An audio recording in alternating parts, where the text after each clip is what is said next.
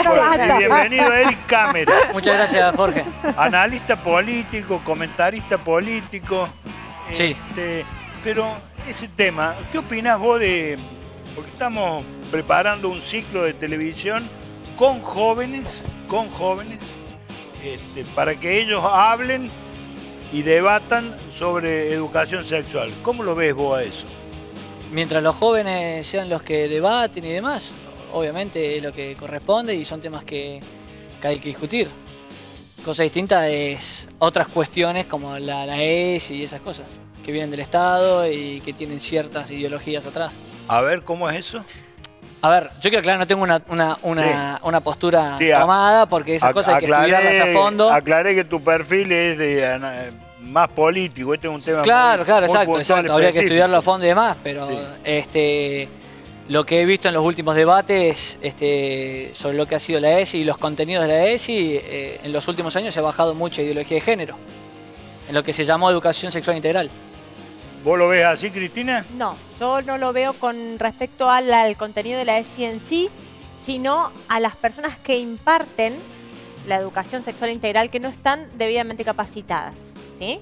Que dejan quizá los contenidos de la ESI en manos de personas que no están debidamente capacitadas o que no tienen la posibilidad de diferenciar y de hacer, como nosotros lo llamamos en educación sexual, la historia sexual de cada uno, que no se refiere a con cuántas personas yo tuve encuentros sexuales, sino a cómo me educaron a mí y a sacar el pensamiento quizá propio, que esto es ahí donde se pone quizá la ideología, y sí impartir los conocimientos que corresponden y a través de más que nada no es solamente el hecho de imponer una ideología de género, sino entender que la sexualidad es algo que nos atraviesa a todos los seres humanos a lo largo de toda la vida y se encuentra desde la materia de geografía, hablando de la densidad poblacional en los países subdesarrollados, hasta en la política, hasta en las matemáticas, en todos los contenidos curriculares existe la posibilidad de aplicar la ESI transversalmente. El problema es que muchas veces no está capacitada la gente que imparte los módulos de educación sexual integral. Y hablando, entrando en el tema político, Eric Cámara, vos estás directamente vinculado, integrado a la Libertad Avanza. En realidad no. Al partido no. Partidariamente no, claro, exactamente. En términos de apoyo a Javier Milei y a todo lo que es la Libertad Avanza, bueno, se podría decir que sí, porque yo vengo apoyando esas ideas hace muchos años. Las que tiene Milei son básicamente mis ideas también. ¿Qué edad tenés, Eric? Yo tengo 31. 31. Sí. ¿De dónde sos? ¿De Córdoba? Yo nací en verdad en el Chaco, en la provincia del Chaco. ¿En el Chaco? Sí, pero porque mi mamá es de ahí, se crió ahí, en realidad nació en Corrientes, pero se crió ahí toda la vida. La familia de mi mamá está en Chaco y mi padre es de Buenos Aires. Toda la familia está en Buenos Aires. ¿Y cómo viniste a parar a Córdoba? Por una cuestión de trabajo de mi padre. Vinimos pero a los 5 años, o sea, yo hice toda la vida acá en Córdoba. Todos mis amigos desde el primario son todos de acá, o sea, toda la vida la hice acá. Más allá de que voy recurrentemente al Chaco o recurrentemente a Buenos Aires por temas familiares. Papá y mamá, ¿son libertarios, peronistas, radicales, liberales? Mi padre es liberal.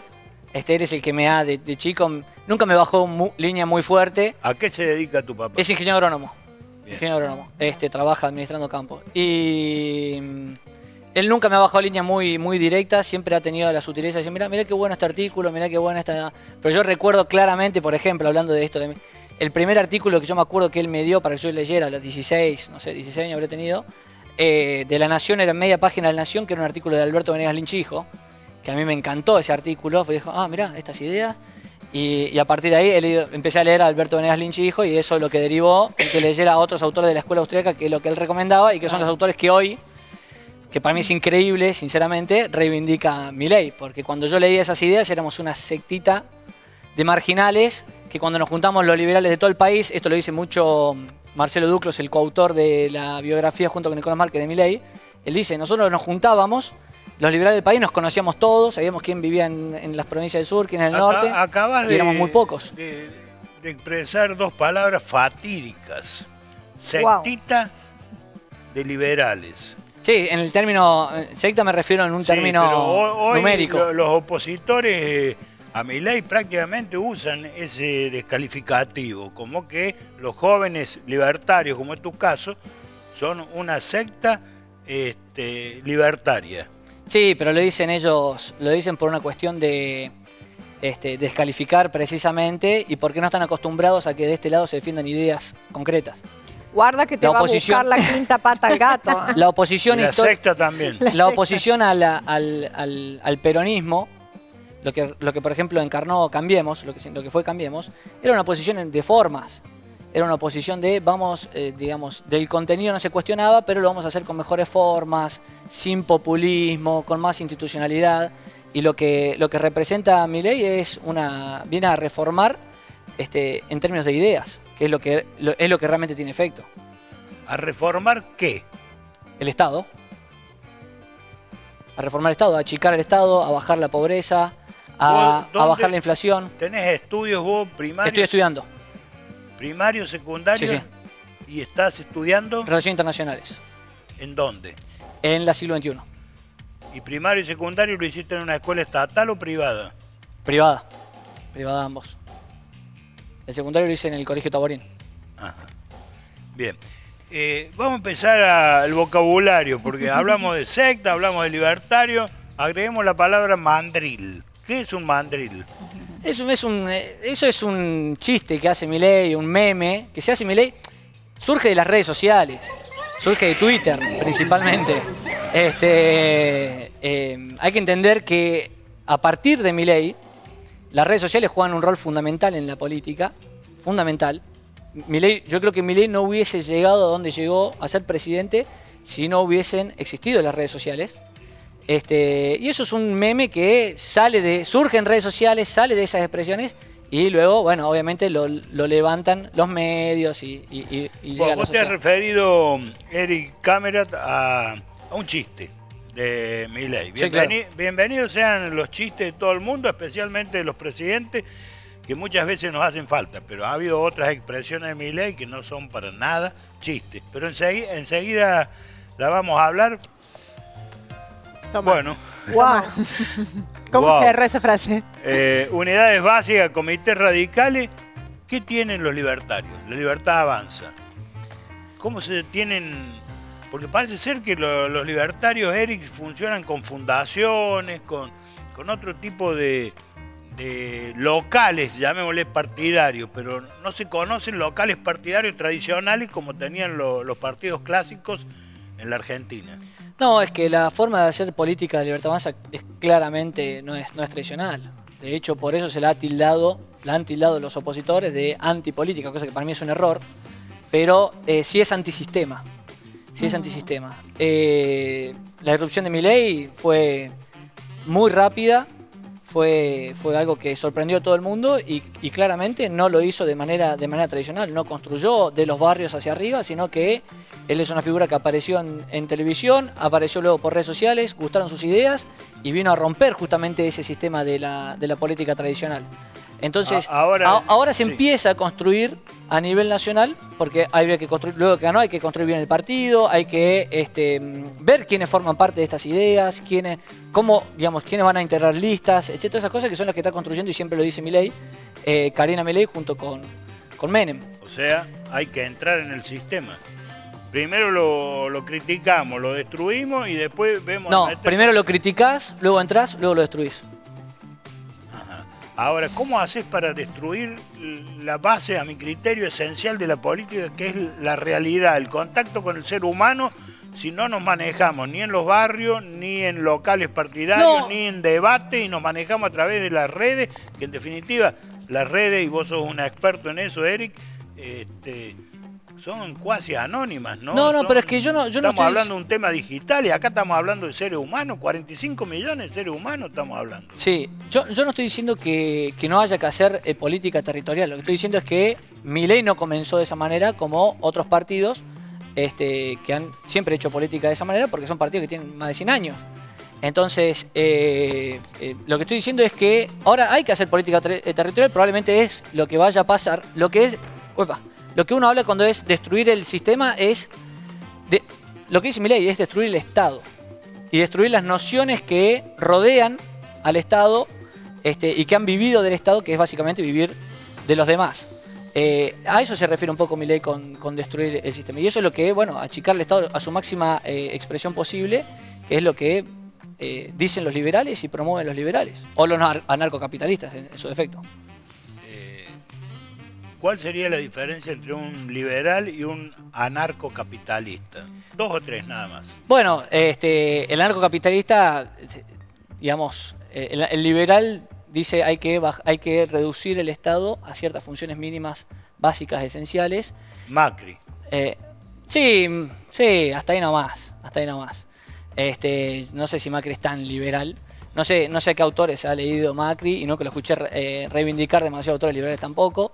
Y es difícil que haya leído mucho tampoco. Y por eso, o sea, no... Él vino a hacer política con otras formas, más institucional, más republicana, según ellos mismos decían, pero nunca lo vi realmente atacar el fondo de la cuestión, que es precisamente el estatismo. Y un anarcocapitalista estuvo ahora Huerta de Soto acá en Argentina, dio algunas muy pocas entrevistas. Milei lo condecoró en Casa Rosada y él, justamente él mismo, siendo uno de los grandes exponentes del anarcocapitalismo, se diferenciaba y no le gustaba que le dijeran liberal, lo dijo en una entrevista con Cristina Pérez en La Nación, porque él cree en la abolición del Estado. Él cree que el sector privado, por más que no exista todavía esa expresión en ninguna parte del mundo, puede resolver las cosas que hoy se cree que solamente puede hacer el Estado. Básicamente es a grandes rasgos la gran diferencia. Vos sos chaqueño, viniste de Chaco, tu familia está en Chaco, una provincia muy identificada con la pobreza. Sí. Si no fuera por el Estado, ¿qué sería de los chaqueños? Suiza. ¿Estás jodiendo? No, porque si no estuviera... Yo conozco Chaco, ¿eh? Sí, si no estuviera... Es que acá las ideas son... O sea, no es de un día para el otro.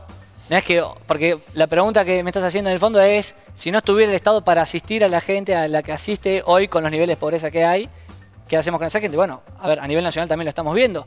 Milei no llegó y cortó de un día para el otro toda la asistencia. De hecho, hizo lo contrario. La asignación universal por hijo creció.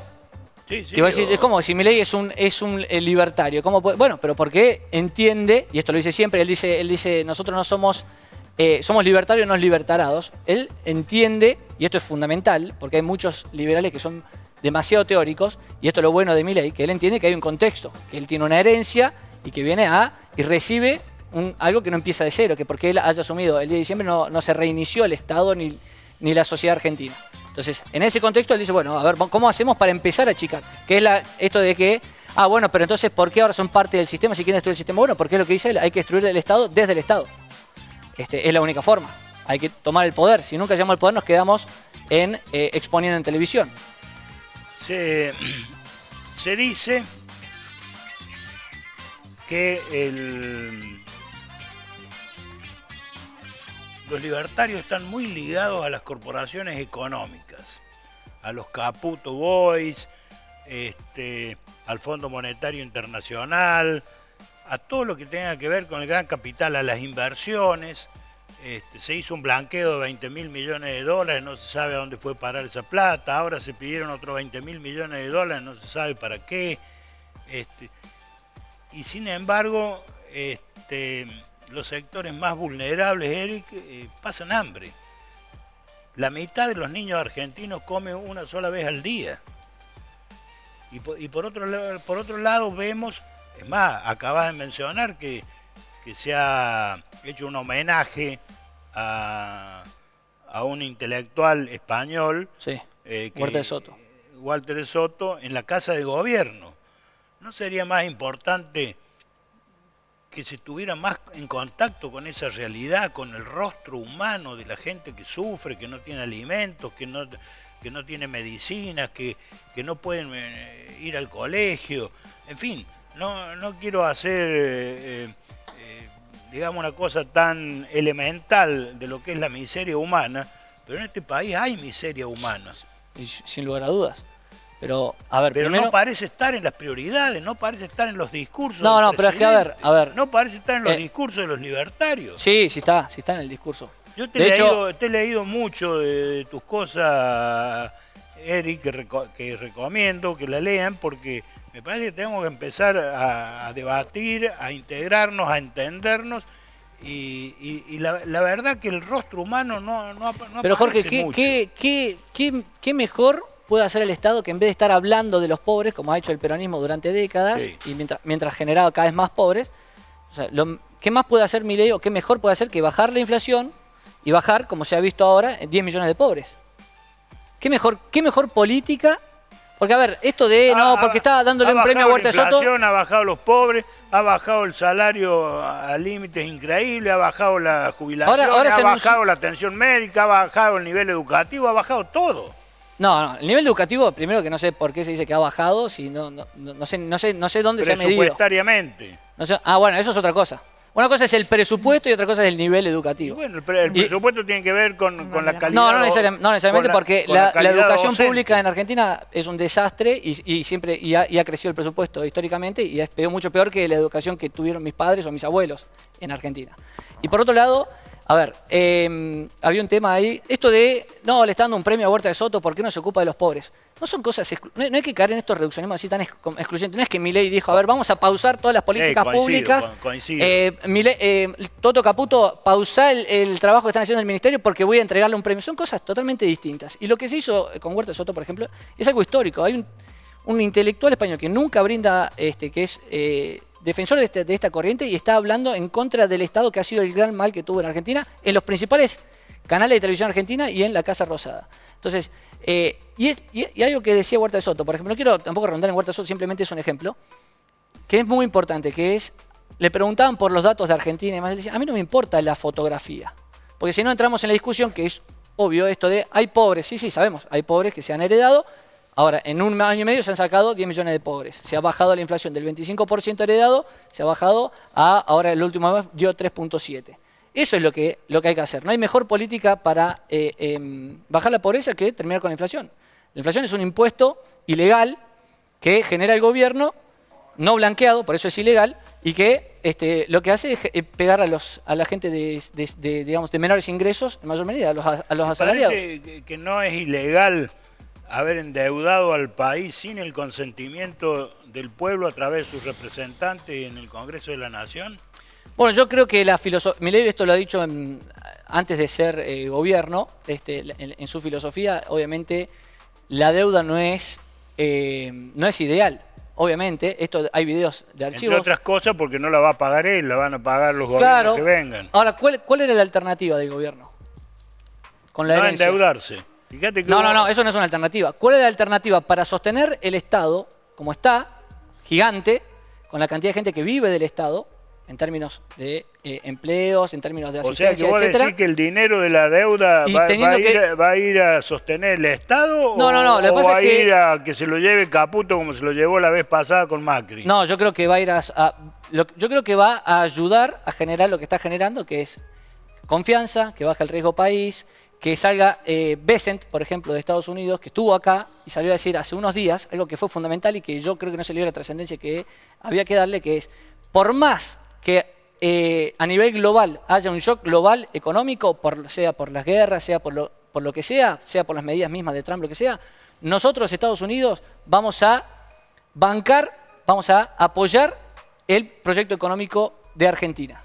Entonces, nosotros nos vamos a ocupar de que ese shock, Argentina, si es que lo hay, ojalá que no sea así, no lo sienta. Pero, Eric, le están proponiendo a los yanquis que vengan e inviertan por 6 meses y se tomen el buque, cosa que han hecho siempre. Mientras tanto, se están yendo las empresas de la Argentina. Se ha ido Nissan, se van un montón, se han ido infinidad de empresas, se están yendo, infinidad de empresas cierran, las pymes quiebran. Es decir, a mí lo que me preocupa es que por ahí veo que desde el poder, incluye a la oposición, ojo, porque acá pareciera que el tema es de gobierno, acá es gobierno y oposición, o como ustedes mismos dicen, un sistema o una casta política, como le quieran llamar, ¿no? Mandriles, gorilas, lo que sea. Lo cierto es que hay una realidad que es dramática para la Argentina, y vos decís, no miremos la inmediatez, como... La foto. Bueno, veamos el tiempo. Los jóvenes, tu generación, van a esperar ¿30 años para que esto cambie? No, ya está cambiando. No es esperar 30 años para que esto cambie. 30 años, Milei es algo que dice, en 30 años vamos a ser potencia con estas ideas. Yo creo que en menos. Pero no es esperar. O sea, los 10 millones de pobres no, son ahora. Son a 1 año y medio de haber asumido la peor herencia de la historia. O sea, el punto es, estas ideas son las ideas correctas. Eso es lo que se defiende acá. Estas son las ideas correctas que está demostrado en todo el mundo que son las que funcionan. ¿Cuántos países en el mundo tienen la inflación que nosotros venimos discutiendo a ver si imprimir dinero genera inflación o no? Muy pocos. Venezuela, algunos países africanos y nosotros estamos con esa inflación. Y estamos discutiendo en esos términos. La idea es que empecemos a discutir otras cuestiones que son, digamos, que ya no se discuten en el resto del mundo y que no se está discutiendo a ver si la impresión de dinero genera pobres o no, que es algo obvio y evidente para todo el mundo. Está claro, Eric, que la inflación no debe discutirse. Hay que ser muy necio y entrar en la terminología absurda, discutir el tema. Pero perdón, Jorge, pero eso se discutía hasta ayer, ¿eh? Ahora hasta Cristina te dice que imprimir dinero genera inflación, pero eso hasta ayer estaba puesto en duda. El tema es a qué costo, ¿no es cierto? Porque yo puedo solucionar el problema familiar que lo tengo, económico, ¿no es cierto?, sin pagar el alquiler, esperando a ver que me llegue la carta documento, o si alquilás un departamento, no pagando las expensas, hasta que te hagan un juicio, o reduciendo como se ha reducido el consumo en los supermercados. Es impresionante. Las tarjetas de los jubilados están reventadas todas. O sea, hay una situación de crisis, ¿no es cierto? Entonces, todo eso es el costo que hay que pagar, ¿no es cierto? El pueblo aparentemente, hasta te diría que lo aceptó, porque los hechos lo demuestran. Sí. No ha habido grandes manifestaciones, no ha habido grandes quilombos, voy a usar el término político de siempre. O sea que el pueblo casi que sumisamente aceptó esa realidad. Es que en realidad yo no diría que lo aceptó sumisamente. Yo creo que el pueblo votó esa realidad porque es la realidad que Milei les pintó y les advirtió que iba a ser así. Eso es un punto que la gente se está olvidando, que se sorprenden de por qué Milei tiene el apoyo que tiene, que es lo que me estás diciendo, efectivamente tiene un apoyo muy alto para el ajuste que hizo, pero lo tiene porque Milei les dijo, yo asumo y ajusto, ¿eh? Y acá voy a ajustar porque tenemos que salir de la situación que estamos heredando, que es catastrófica, que es que, digamos, la gente estaba trabajando doble turno o estaba trabajando, tenía 2 trabajos distintos y no llegaba a fin de mes, que es que la inflación le cambiaba, todos los días cambiaban los precios. Las empresas, las pymes y demás tienen que estar contratando gente extra para que estén cambiando los precios en sus negocios. Milei dijo, o sea, por eso la gente solo dice, che, qué raro que lo apoyen. No es raro que todavía lo apoyen. Si Milei dijo, yo soy un liberal, acá se sale ajustando, no se sale imprimiendo, no se sale sosteniendo cada vez más gente con el Estado porque eso genera más inflación y seguimos generando pobres. Yo no me animaría a decirle a mis hijas y a mis nietas que les voy a ajustar la alimentación, la salud, la educación. No me animaría.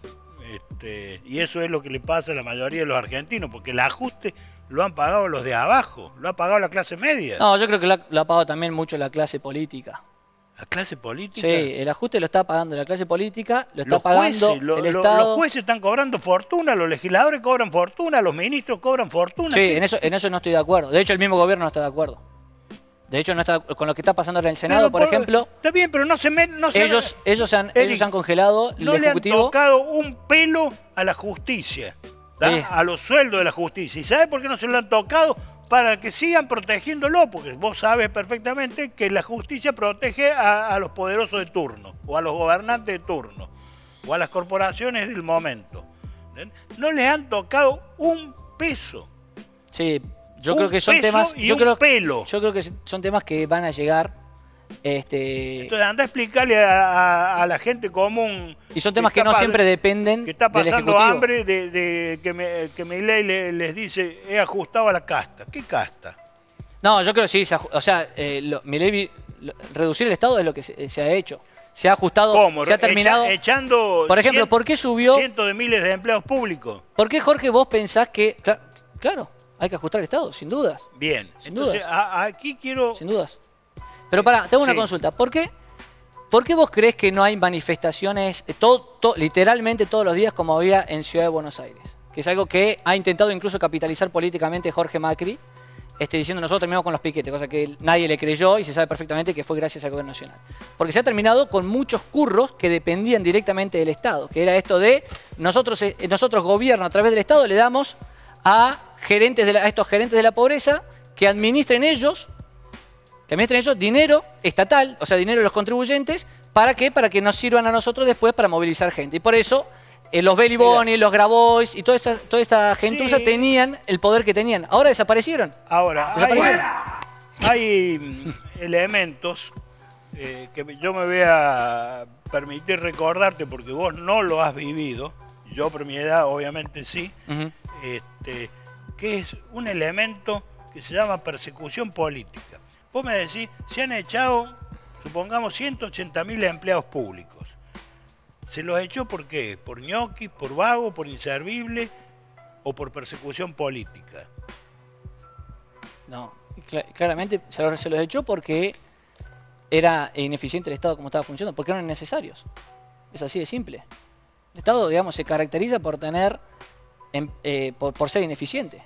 Zapata, usted sabe que no es por persecución política. Pero ¿cómo se va a echar 180.000 personas? No tengo dudas que sí, porque además lo anunciaron. Digo, vamos a eliminar a todos los camporistas. Yo no sé si los de la cámpora están en el Estado o no están en el Estado, si son capaces o incapaces, o de qué... No, pero si hay un signo político que determina que sean perseguidos y cesanteados por eso, estamos volviendo a la época más nefasta de no tiene sentido porque no se pusieron a analizar las ideas políticas o qué hace cada uno políticamente de esos empleos, que la mayoría no están metidos en política, son simple empleo público. Acá es una idea de fondo, o sea, las ideas liberales llevan a eso sí o sí. Había que ajustar el Estado, había que achicar el Estado porque obviamente hay demasiada gente viviendo hay una mitad de las personas viviendo de la otra mitad. Y encima es cada vez más grande esa mitad que quiere vivir cada vez de menos personas. Porque el Estado no genera riqueza y no posee riqueza propia más que la que le saca al sector privado. Entonces, si vos sos liberal, lo obvio, lo evidente, o sea, si yo voy a votar un liberal, es obvio que tiene que achicar el sector estatal y agrandar el sector privado. Alejandrina. Sí, Zapata. Le vamos a dar un respiro a Eric Cámara. Vamos a cambiar el tema de la política. No, vamos a seguir con la política. Que generosamente ha venido a esta conversación, que mucho le agradecemos y que además sirve para que empecemos a ver cómo piensan, sobre todo los jóvenes. Sí, ¿no? sí, yo me siento acompañada, así que le agradezco mucho que haya venido. Los intelectuales que he visto que seguís mucho, Eric, es Agustín Laje. Sí, soy muy amigo de Agustín. Agustín tuvo muchas veces en estos estudios y en una de esas veces habló sobre el feminismo.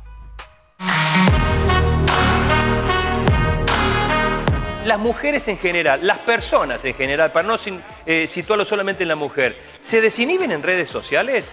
Completamente, y el feminismo les viene muy bien para eso, porque el feminismo sirve en ese sentido incluso para aquellas que quieren sacarse una foto en tanga y entonces abajo, porque saben que vienen bien de atrás, tienen 15 años o 16 años, suben la fotito y abajo te ponen yo no tengo vergüenza de mi cuerpo y el macho hizo que yo me avergüence, pero acá digamos, esta es mi rebeldía. Uno dice, Marx dijo, la historia se repite primero como tragedia, luego como farsa. Por eso para mí el feminismo de hoy es medio farsesco. Eric. Estoy de acuerdo con mi amigo Agustín. Sí. En esas cuestiones yo creo que no hay nadie que haya tratado mejor el feminismo actual, de la cuarta corriente, digamos, que Agustín. Lo ha explicado muy bien y lo ha entendido muy bien, mucho antes que muchos otros. Ha entendido que era una corriente de izquierdas y que venía a proponer una agenda muy particular. Cristina. Me parece que generalizar el movimiento feminista en esto de que sea una farsa es un montón. O sea, no, como todo, yo creo que como todo, no hay que generalizar ningún movimiento. ¿A qué me refiero? A que el feminismo, quizá hay personas que lo utilizan como bandera para lograr ciertos propósitos personales, ¿sí? Pero considero que es una corriente que no es una farsa. no es una farsa, pero sí hay personas que lo utilizan de mala manera. No, pero yo lo hablo en términos políticos, ¿no? De personas particulares que lo usan. O sea, y lo que creo entiendo Agustín que se refiere ahí, él divide el feminismo, movimiento feminista en varias olas. La última ola, obviamente, es la que se vivió acá, la tercera ola, y después el movimiento queer también. Y están muy relacionados también con muchas cuestiones de la ideología de género. Y no se analiza de personas o no, lo que se analiza es políticamente. El movimiento es el movimiento actual. Cuando uno habla de feminismo, se habla del feminismo actual, no se habla del feminismo de Stuart Mill por los derechos civiles, se habla del actual. Y el movimiento actual tiene sus intelectuales, que son, muchos de los que Agustín menciona en el libro negro de la Nueva Izquierda, que es lo que él ha estudiado, y tiene las consecuencias y movimientos políticos actuales, o sea, y las movilizaciones actuales en función de esas consignas. Puede pasar. Te estábamos escuchando, y perdón por la interrupción, Eric. No, por favor. No, lo que decía es que a estos movimientos, y sobre todo esta última ola de feminista, justamente hay que analizarla no creyendo que hay algunas pocas personas que se aprovechan de un movimiento de masas, sino al revés. O sea, quienes impulsan las consignas que hoy se repiten y que repiten esas masas, esas mayorías, son unos pocos, no viceversa. Entonces, el movimiento de actual tiene ciertas feministas que han escrito hace 40, 30, 20 años o incluso más actuales, y que tienen ciertas nociones que vienen impulsando y que son el feminismo actual hegemónico, que es sobre el que Agustín hablaba. Y después hay unas mayorías que se acoplan a esos movimientos, que son gente, principalmente desideologizada o despolitizada, o que no ha leído. Eso te iba a preguntar. Que no ha leído a muchos intelectuales, que pueden tener el libro de Judith Butler, El segundo sexo, ahí, que es un tomo así, y la mayoría no lo ha leído, pero bueno, es cool tenerlo ahí, y es cool ponerse el pañuelo verde y salir a marchar. Entonces, no podemos creer que esas son las personas que movilizan al resto, sino que al revés. O sea, siempre son una minoría de intelectuales / políticos, académicos, que movilizan o que generan esos movimientos y hacen que esas mayorías marchen, ¿no? Vamos, Eric, a un ping-pong de política para conocer tu pensamiento, para ver qué se puede debatir, para que la gente también abra la cabeza. Sin Macri, ¿Milei hubiera ganado la segunda vuelta? ¿Sin el apoyo de Macri? Sí. Y probablemente no. Pero hay un punto muy importante, que es Macri no tenía otra alternativa. Macri no tenía otra alternativa más que apoyar a Milei. Por eso a mí no me gusta nada tanto pase de factura, o que veo de gente incluso que no quiere desprenderse de Macri, del cambio. Bueno, a ver, si pudiéramos decir que yo no creo que Macri o Cambiemos tuvo una identidad, que yo no le llamaría identidad a eso, ellos capitalizaron políticamente el cambio. El cambio, se llamaron Cambiemos, se llamaron Juntos por el Cambio. Somos otra cosa, somos distintos al kirchnerismo. ¿Está bien? ¿Distinto en qué? Bueno, al final parecía que fueron distintos en las formas, ¿no? Como te dije antes, no en el contenido. Ahora, apareció Milei y no solo les quitó ese capital político que era el cambio, porque Milei es más cambio que el propio Cambiemos, porque además no es que estamos hablando de cuestiones discursivas, sino que hemos visto gobernar a Cambiemos. Y él les quitó esa poca identidad política que tenían y además reforzó con contenido, diciendo vamos a cambiar, pero hacia este lado, cosa que nunca nos habían dicho desde Cambiemos. Entonces, ¿cuál es la alternativa de Macri y del PRO? Porque ellos hablan, yo lo veo en campaña, hablan mucho en términos de, bueno, nosotros acompañamos, si no fuera por nosotros que acompañamos la ley base, si no fuera por nosotros que acompañamos. Si vos no acompañabas a Milei, con el que compartís electorado y que la gente que te ha votado a vos históricamente te está votando ahora a Milei, bueno, te quedabas al lado del kirchnerismo, te quedabas desdibujado al lado de los radicales. No tenías mucha alternativa. ¿El kirchnerismo es el enemigo a vencer? Sí, claro. ¿Enemigo? Sí, claro. ¿No es adversario político? Bueno, eso es un tema es un tema que es interesante de discutir. Yo creo que es... Bueno, perdón. Te hago una pregunta previa. Sí. ¿Alguna vez debatiste con algún militante político de la época de la dictadura? No. Bueno, ahora lo estás haciendo. Ok. Yo he militado en la época de la dictadura políticamente y he sido perseguido también por eso.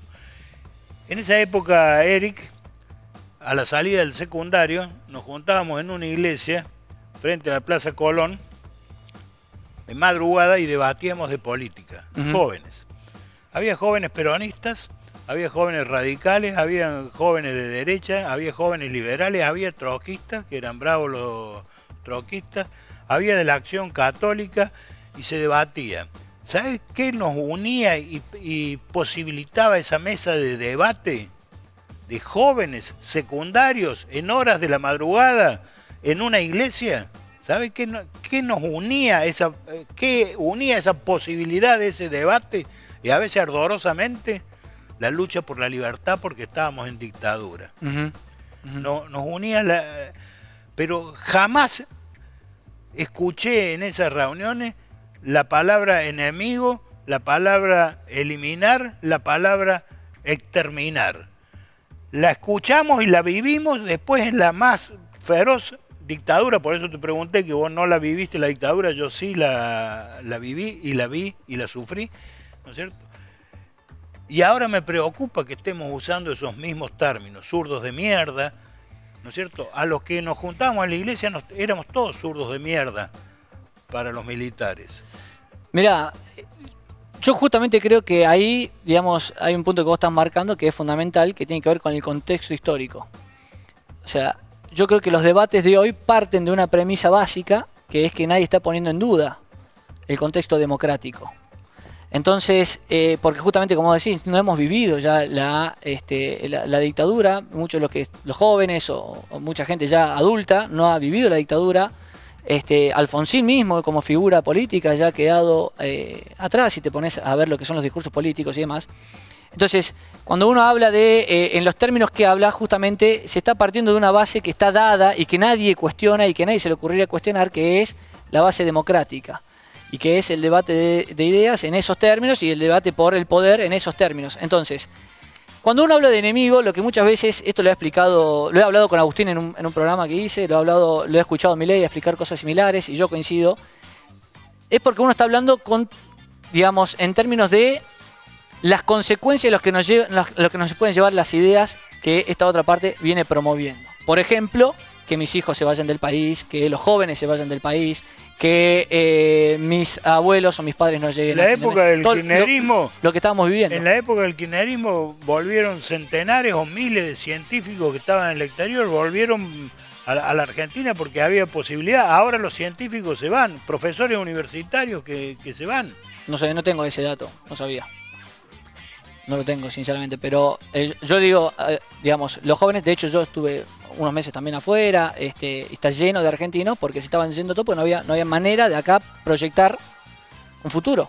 No había manera de proyectar, de decir, bueno, voy a trabajar de lo que me recibí para tener una casa propia, para poder ahorrar, no había manera. Y por eso tengo muchos amigos, ex compañeros del colegio y demás, que están todos viviendo en España, en Estados Unidos, afuera, porque no había ninguna proyección de nada, porque era imposible proyectar, porque es imposible proyectar con los niveles de inflación, con los niveles de desempleo que había.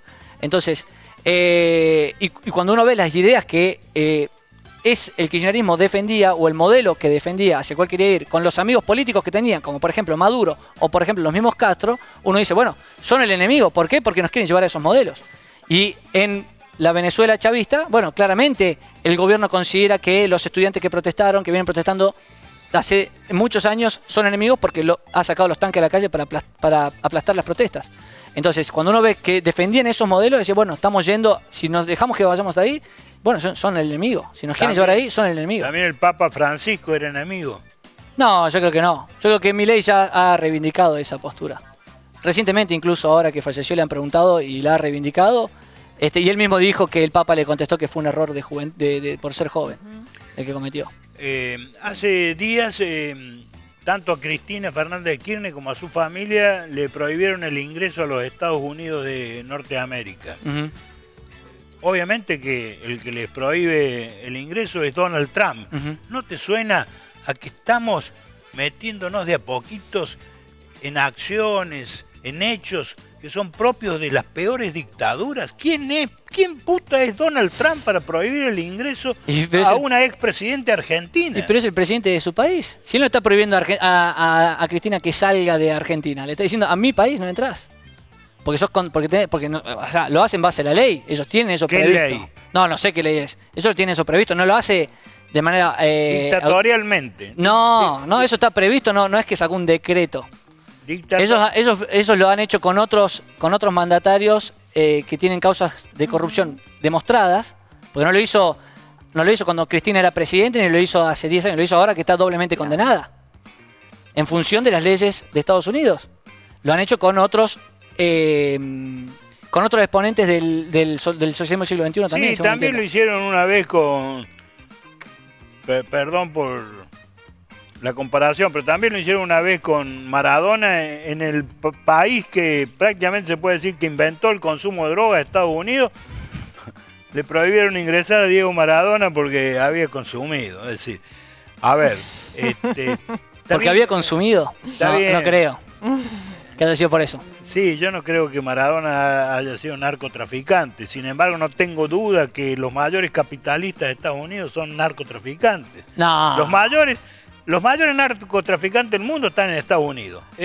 No hay duda. Yo creo que hay élites que tenemos un problema con ciertas élites. O sea, eso trata el último, vos recién lo mostrabas, Agustín, el último libro de Agustín, Globalismo, que lo presenta ahora en breve en la Feria del Libro, esta semana.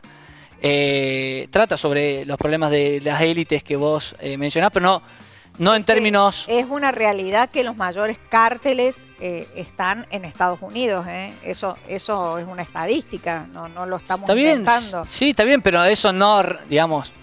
No es por ser capitalistas ni que tiene que ver directamente con el capitalismo. Además deberían ser ustedes, los libertarios, un poco más agradecidos con Cristina, porque a Milei lo inventó el kirchnerismo. El kirchnerismo inventó a Milei para dividir a Juntos por el Cambio, para sacarle votos con fines electorales, y así le fue, ¿no? Sí, mira, hay varias cosas ahí. De hecho, el propio Milei, ¿viste? Él repite siempre...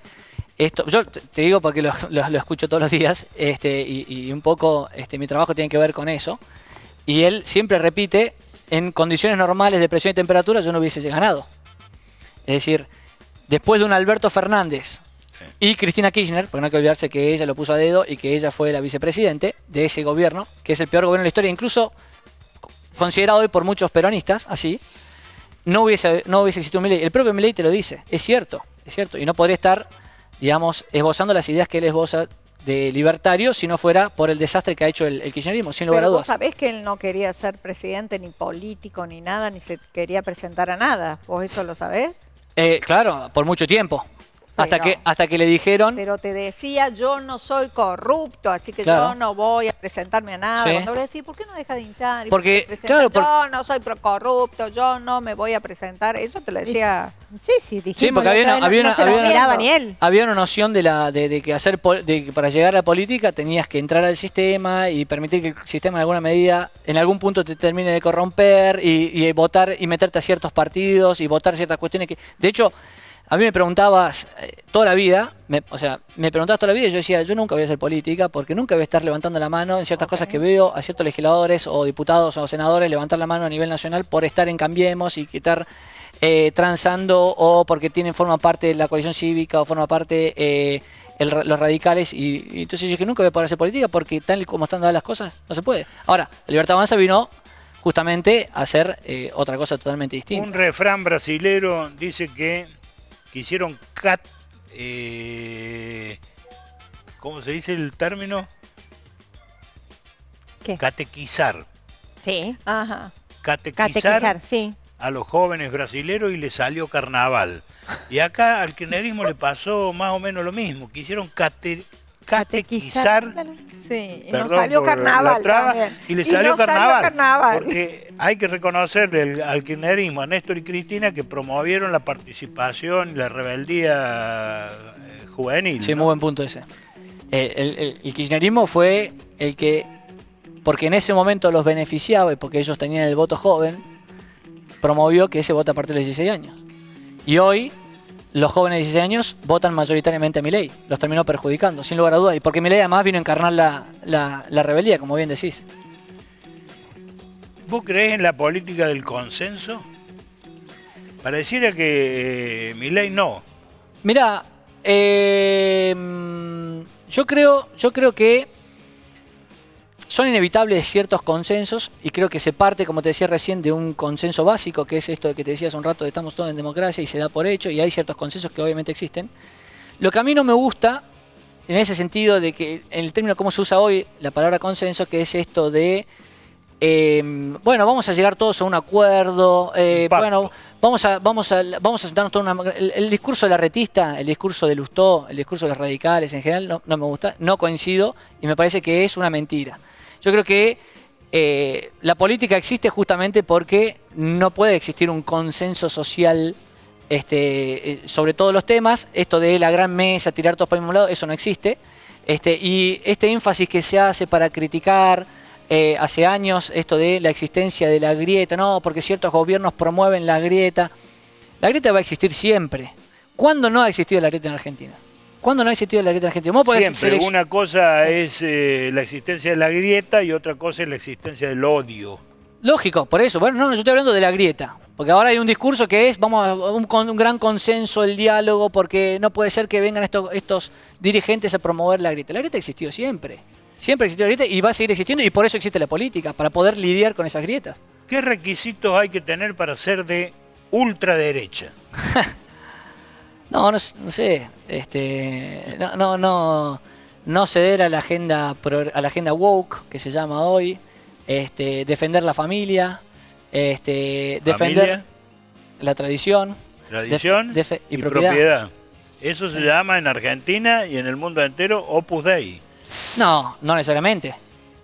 No necesariamente. No te mencioné a Dios. Te dije familia, tradición y propiedad.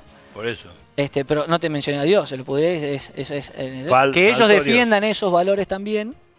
Bueno, hay muchas otras. O sea, no quiere decir que esos valores se defienden. Ahora yo me defino como un conservador. Porque estoy en contra de los cambios radicales en la sociedad. Estoy en contra de las revoluciones. Estoy en contra de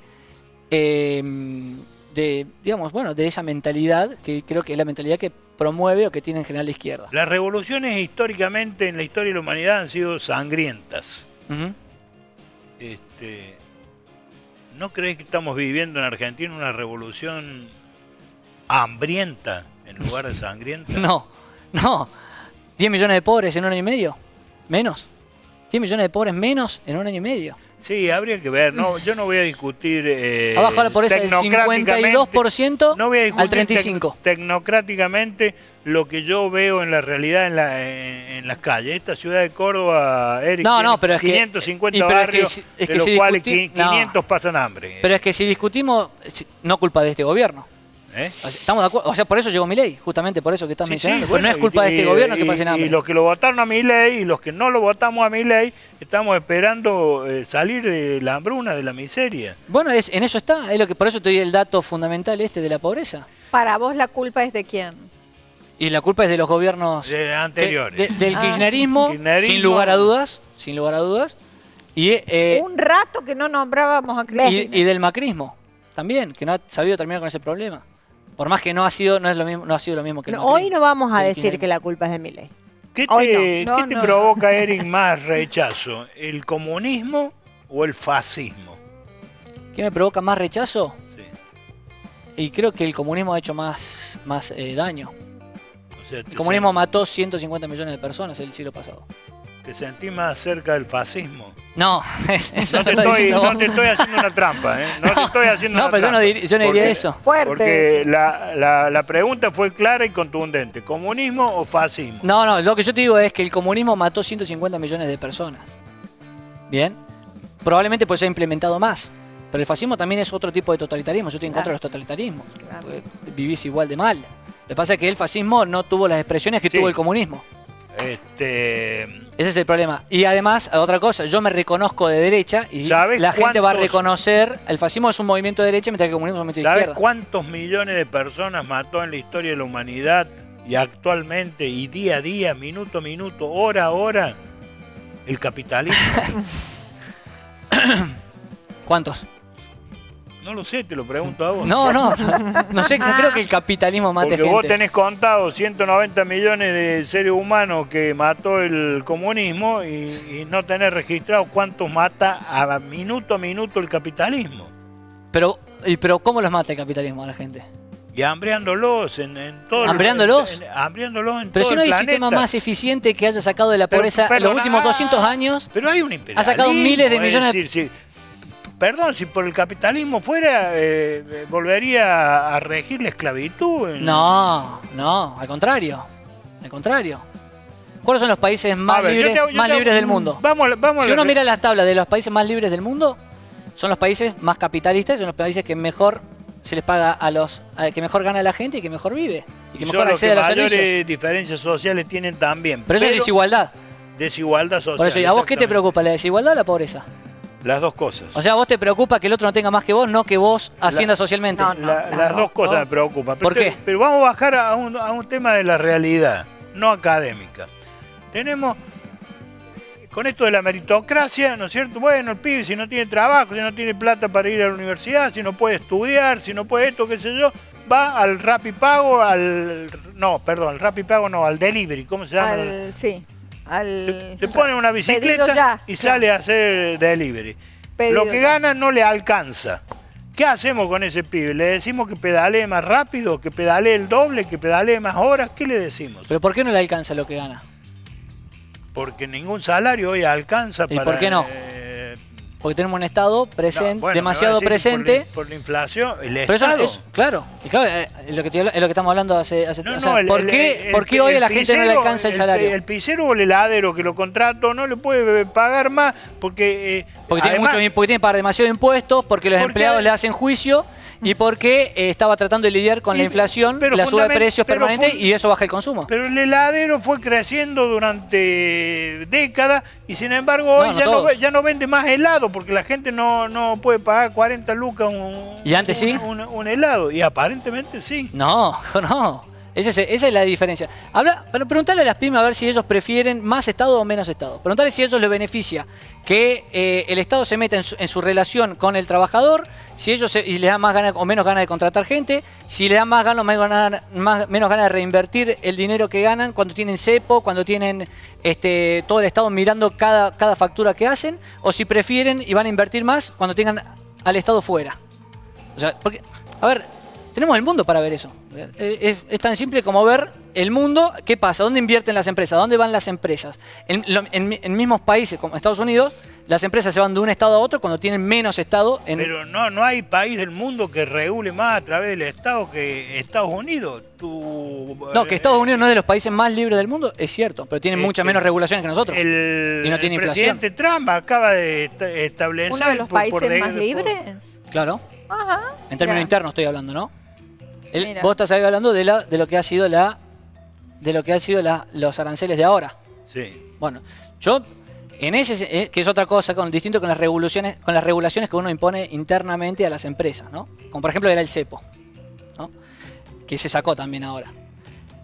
En Estados Unidos con ese tema, mirá, es un tema que no es tan fácil de analizar, pero yo creo que mucho de lo que está haciendo Trump.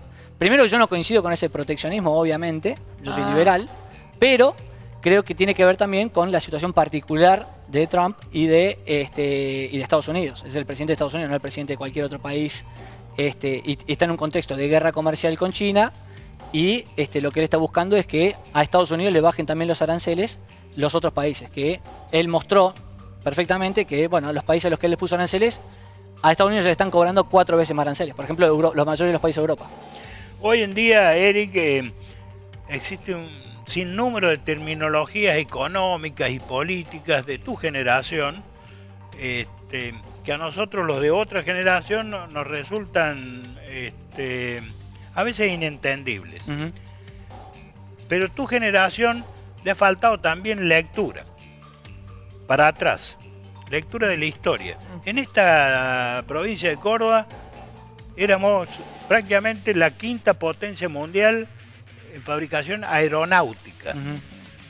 En esta provincia estaban las más importantes fábricas de automóviles de Latinoamérica y con posibilidades de exportación. Las principales empresas automotrices del mundo, Mercedes-Benz, Renault, Fiat, Volkswagen, estaban en la Argentina, específicamente en Córdoba. En Córdoba desarrollamos la energía atómica. En Argentina desarrollamos la marina mercante, que es prácticamente el principal medio logístico del comercio mundial. En Argentina había astilleros que fabricaban barcos y se exportaban barcos de todo tipo. Esa Argentina era peronista. Y todo esto que te estoy diciendo yo, lo hizo Perón. Y te podría seguir diciendo infinidad de cosas más, como por ejemplo que en Córdoba haya 150.000 estudiantes en la Universidad Nacional gratis, o ya sé lo que me vas a decir vos, no gratis porque se paga por los impuestos, pero con igualdad de condiciones para acceder a la educación terciaria. Todo eso era peronista. ¿Vos creés que que la gente pobre hoy que la gente que no tiene, que es pobre realmente, que no tiene para comer y demás, hoy estudia en la universidad? Sí. No, porque hay un verso instalado de que porque es gratis acceden los pobres, cosa que es falsa. O sea, yo he cursado ya lo dijo Vidal, los pobres no pueden ir a la universidad. No, Pues, los pobres están trabajando con los padres desde antes de terminar el secundario. Los pobres dejan el secundario porque tienen que salir a trabajar. Es falso que porque sea la universidad gratis está lleno de gente bajoneándose por eso estudiando. Es falso. Yo he cursado en la universidad pública. Sí, falso, totalmente falso. La gente pobre no va a la universidad porque sea gratuita. Estudia la clase media y la clase media alta. Es la época preperonista donde los grandes terratenientes le decían a los obreros que los chicos y las esposas debían trabajar. Yo he estado en la mina de Famatina, explotada por los ingleses, en la precordillera, en la provincia de La Rioja, y subí, que fue un sacrificio inmenso, subir por la altura, etcétera, etcétera, y logré ver, esto hace 40 años, ¿no? Logré ver los libros de contabilidad de los ingleses, ¿tá? Iban los obreros de lunes a viernes a trabajar a la mina, y el fin de semana bajaban y lo poco que ganaban se lo consumían en alcohol, ¿no es cierto? Pero durante la semana tenían el almacén de ramos generales donde podían comprar sus alimentos. Cuando llegaba el fin de semana, los ingleses decían que el trabajador de lunes a viernes le quedaba debiendo a la empresa. Por lo tanto, para pagar esa deuda tenía que a la semana siguiente subir la esposa y los hijos, ¿no es cierto? Entonces, esa es lo que vos estás contando, la época en donde los pobres no podían ir a la universidad. Entonces, habría que escuchar a un proyecto, por eso, habría que escuchar un proyecto político que me diga todo lo contrario. Hay un proyecto político, llámese Milei o quien sea, que me diga, quédese tranquilo, señor, los pobres van a poder ir a la universidad. Yo creo que lo que hay que decir primero es que hay que sacar a la gente de la pobreza para que puedan ir a la universidad. Porque si vos estás bajo el índice de pobreza, difícilmente estés pensando en... o sea, lo vas a poder hacer y mucha gente lo intenta hacer y demás, pero no es algo masivo. O sea, esto... A ver, yo no quiero dejar de entender que no hay gente pobre que va y se esfuerza y estudia y sale adelante gracias a eso precisamente, porque obviamente lo hay. Lo que yo estoy diciendo es que hay una mentira atrás de que porque este razonamiento tan directo de que porque la educación es gratuita, que es un tema tabú, aparte no se toca ese tema, la educación es gratuita, entonces están llenos de pobres estudiando. Mentira. Eso es falso. Que en realidad es clase media y clase alta. Me parece que está como mal llamado, mal tomado el tema de decir que la universidad, la educación pública y gratuita es para pobres.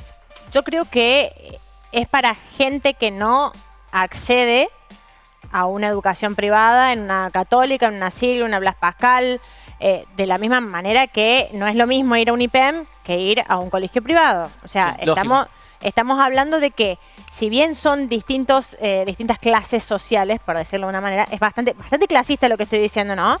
Pero es cierto que la gente pobre, sí, la gente que no llega a fin de mes y probablemente sí tenga que tener 1 o 2 trabajos, tenga que estudiar un oficio y no una carrera universitaria de 5 años. Capaz que se tengan que formar 1 año o 6 meses con un oficio y puede ganar en este momento más que un arquitecto, que un ingeniero, porque una persona, una chica que se capacita, una mujer o un varón que se capacita haciendo un oficio, ya sea de peluquería, de cosmética y de uñas, gana más en este momento que un Sí, docente. porque están todos los Que un docente. están todos los precios tergiversados. Entonces, es lo que te decía recién, la gente, los profesionales, Es- los jóvenes profesionales se van del país, se iban del país. entonces Ya no. Yo no. Yo bueno, no coincido porque tengo mucha gente conocida que se sigue Bueno, yendo. hace un año estamos hablando, ¿no? Pero, Año y medio. Sí, sí. pero de igual Sí. forma, a ver, a lo que yo voy es a que una persona que estudia un año cómo poner pestañas, hacer cejas y hacer uñas gana más que una persona que estudia 5 o 6 años y es médico y hace guardias de 48, 72 horas para ganar más. Me parece una cuestión totalmente injusta y fueron formados de manera diferente y quizás son de la misma clase social o clases diferentes, ¿no? Eric, los partidos políticos como el peronismo hablaban de comunidad organizada. Ujú. La libertad habla de individualismo. Sí.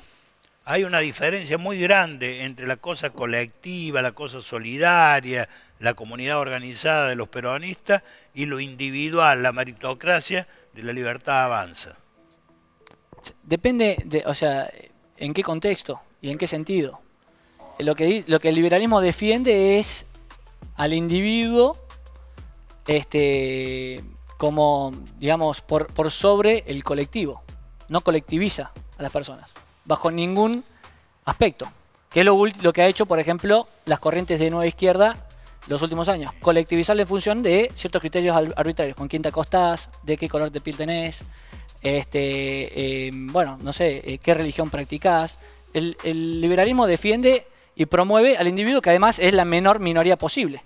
Entonces dicen, yo defiendo los derechos del individuo en un marco de igualdad ante la ley, porque es la única manera de defender los derechos del individuo. No promuevo derechos de ciertos colectivos en función de con quién se acuestan o de su color de piel, ni tampoco castigo a ciertos grupos sociales en función de criterios arbitrarios como esos.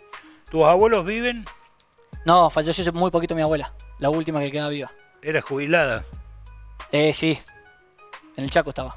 Bueno, la pregunta ya está hecha. ¿Cuál es la pregunta? ¿De qué se jubiló?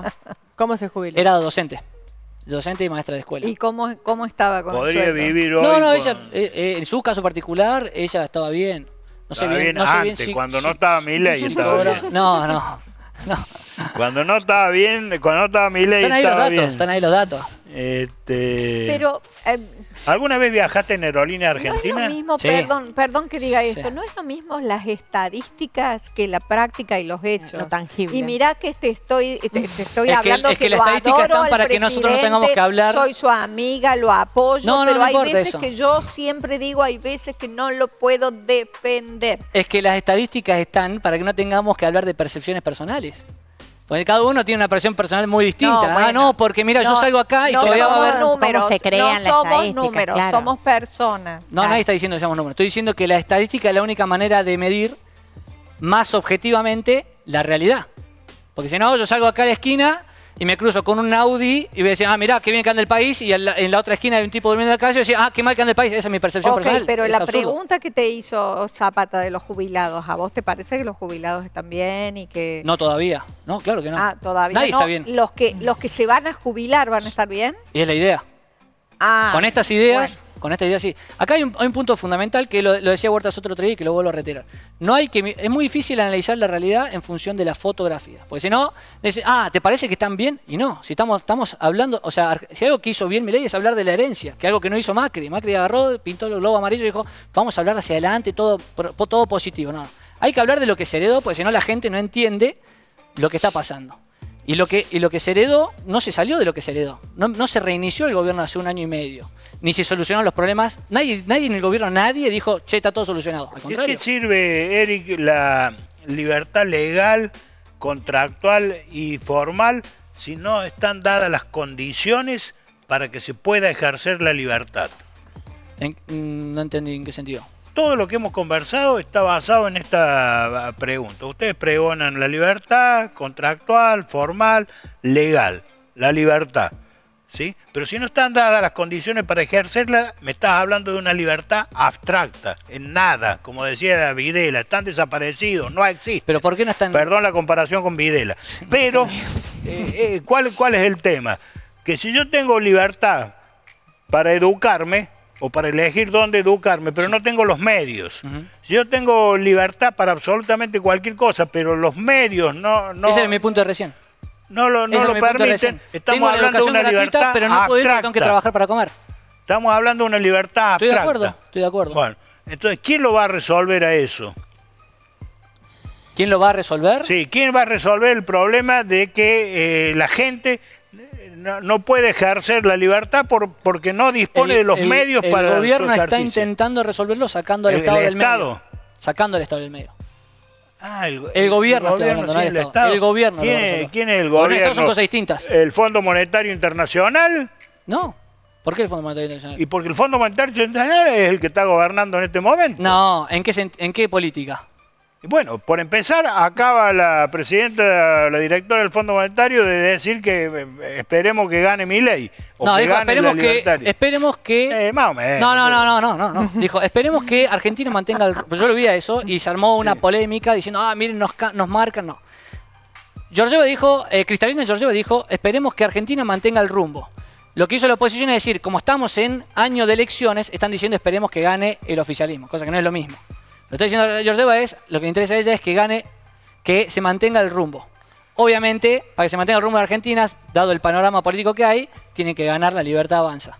Bueno, entonces vos me decís... Ahora, el rumbo del gobierno es anterior, mucho anterior, muy anterior, perdón, a lo del FMI. No hace falta más que mirar lo que decía Milei desde antes de volcarse a la política. Y escuchar lo que iba a hacer Milei desde antes de volcarse a la política, luego en campaña, que tampoco se habla del FMI, y recién ahora, si el FMI te pide ajuste, no es porque, si Milei ajusta no es porque el FMI se lo pidió, es porque Milei lo viene diciendo desde que apareció en televisión.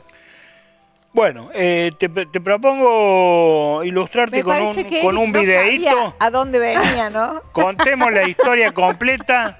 No, yo estoy muy cómodo y muy bien. Contemos la historia completa 3 veces, Federico. El gobierno pide que contemos la historia completa, entonces contemos la historia completa, si la próxima vez que vamos a votar 3 veces nos la podemos acordar. La vicepresidenta dice que para ese momento existía un grupo de guerrilleros que mataba a civiles y la única forma de terminar con esta situación es que irrumpiera la dictadura más violenta conocida en nuestro país. La pregunta que me hago es ¿por qué? Si para el 76 y el 77 ya se habían logrado desarmar todas las organizaciones políticas y sociales y matado a la enorme mayoría de militantes, la dictadura duró tanto más. Quizás porque la dictadura tenía un objetivo económico, desarmar a la Argentina como era conocida hasta ese momento. En el año 74, la pobreza y el desempleo era del 3%, un número bastante bajo, ¿no? Y que además eran iguales. Es decir, era pobre quien no tenía trabajo. En la Argentina de hoy podés tener trabajo registrado e igual ser pobre, incluso hasta podés ser indigente. En el año 74 se alcanza el famoso 50-50, es decir, de la riqueza que se generaba, la mitad para los trabajadores, la mitad para los dueños de los medios de producción. Y el índice Gini, aquel que mide la equidad de un país, era del 0,35. Hoy es de más del 0,50. En ese momento nos parecíamos a países de Europa y de Australia. La dictadura militar irrumpe con un nuevo modelo económico en la Argentina, el modelo de valorización financiera. Se acordarán la famosa tablita cambiaria, es decir, el gobierno te decía día a día cuánto iba a valer el dólar. Un negocio perfecto para aquellos que no fueran perseguidos por la dictadura y que encima se estuvieran beneficiando de ella.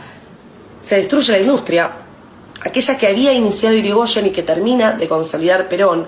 Entre el año 76 y el 82 la industria cae un 20%. La ocupación industrial cae más de un 35%. Las inversiones industriales en maquinaria pesada que se venían teniendo hasta ese momento caen aproximadamente un 5% todos los años. El famoso 50-50 para el año 82 ya no era 50-50 y la participación que le tocaba a los trabajadores había bajado a un 32%. ¿Saben cuál es la historia completa?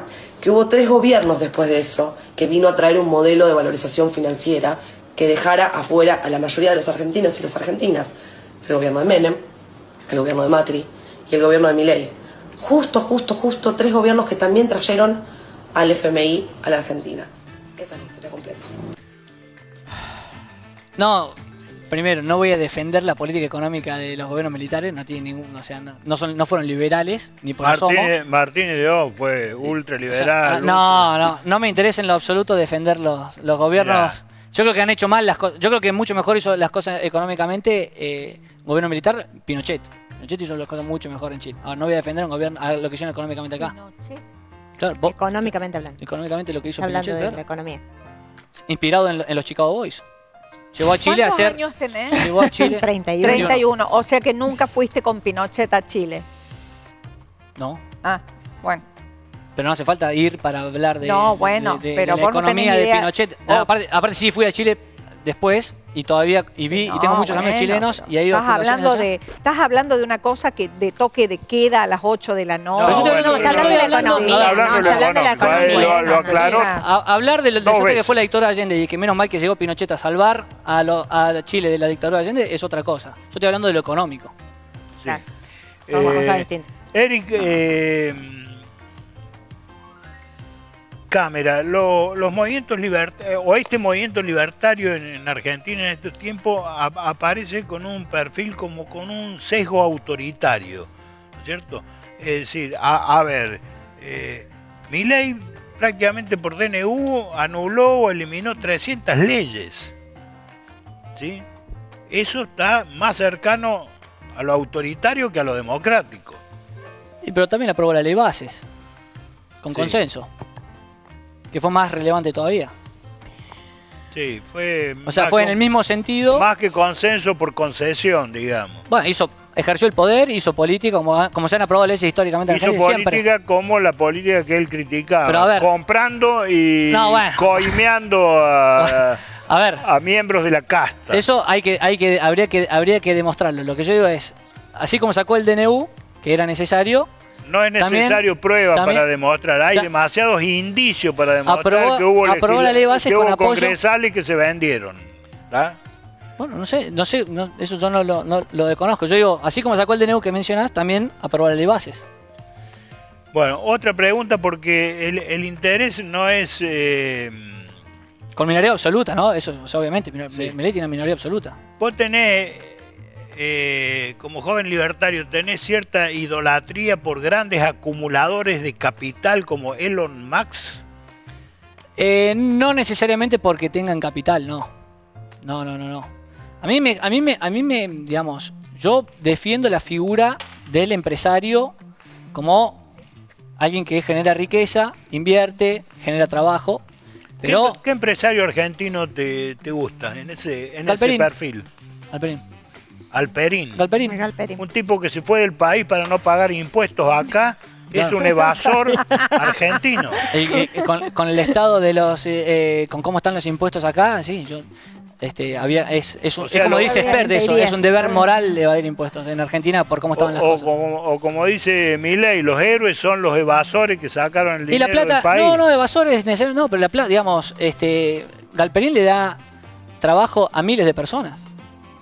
A miles y miles de personas en toda Latinoamérica. Y además presta un servicio a todos nosotros que no existiría si no fuera por lo que hace él. O sea, es un benefactor social. Absoluto. Ah. Es un benefactor social. Esta pavada de que los Para- empresarios porque hacen dinero le deben algo a la sociedad. No, los empresarios hacen dinero porque ya le están dando a la sociedad. O sea, la sociedad le paga a los empresarios, les hace ganar dinero porque le está adquiriendo los servicios que ellos brindan. Entonces, por eso hacen dinero. No es que ellos ya le deben algo, no. Hicieron dinero gracias a que lo que están para dando. ya. Alejandrina, por favor, para la semana que viene vamos Sí. a hacer un santuario. De Alperín. Galperín. No, porque- Ahora, no reivindico, yendo a tu pregunta, pues está buena tu perdón, pregunta. es un delincuente Galperín porque es un evasor. No. Le agradece que no golpeó la Perdón. mesa. No considero.